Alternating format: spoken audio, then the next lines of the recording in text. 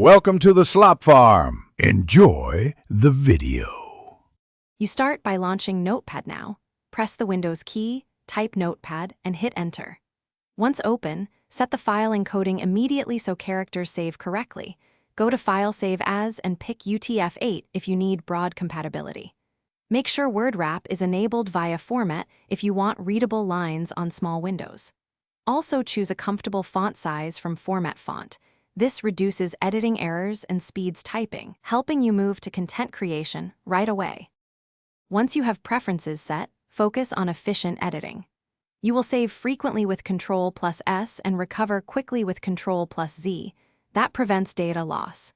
Use Replace Ctrl+H for repetitive changes instead of manual edits. This scales much faster. When pasting from other apps, paste plain text to avoid hidden formatting. You can clean it in Notepad. Make sure to monitor the status bar for line and column so you know exactly where edits land and can navigate. When you finish, save deliberately. File Save As lets you pick TXT or log and set encoding. UTF-8 is usually best. Make versioned file names like Notes v1. TXT so you can track changes and move or rename files in File Explorer for organization. If something goes wrong, try one key troubleshooting step. Reopen Notepad and inspect temporary folders or the previous file location.